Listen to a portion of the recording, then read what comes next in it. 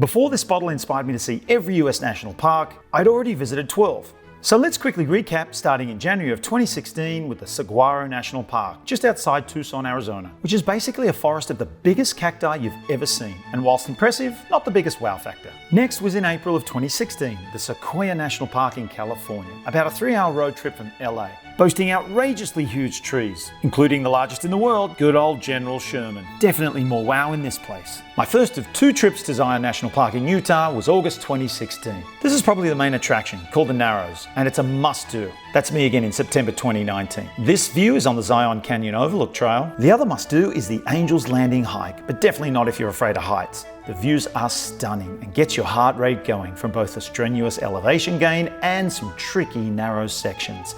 I remember saying wow quite a few times at this place. In Jan of 2017, I took my dad to Joshua Tree National Park in California. While it's a special place, full of distinctly unique trees, the wildlife isn't so unique, with not much of a wow factor for me. September of 2020 included a few national parks, starting with the mighty Yosemite in California, with epic hiking and breathtaking scenery, including some massive waterfalls.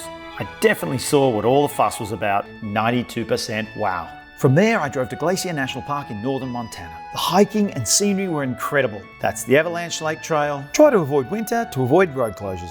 Only half a day there still produced a big wow. Next up on that same road trip was Yellowstone National Park in Wyoming. The geothermal activity, the wildlife, and the diverse landscape make this one of America's favorite parks. And for me, it's right up there. From Yellowstone, I drove not even an hour into the neighboring Grand Teton mountain range, where I jumped out for a quick hike on the Lake Creek Loop. Based on only half a day there and lots of smoke haze, still high on the wow factor. The Arches in Utah was next up, starting with the Park Avenue Trail. Then I drove past the somewhat phallic Balanced Rock, and at sunset, I took a cheeky 3-mile round-trip hike to the famous Delicate Arch. Very cool. The next morning, I came back to hike the Devil's Garden, and there really are a lot of arches, over 2,000 in fact, which contributed to 84% worth of wow. Later, I drove through the iconic Monument Valley, slept in Flagstaff, Arizona, and in the morning hit the south rim of the Grand Canyon, which did not disappoint.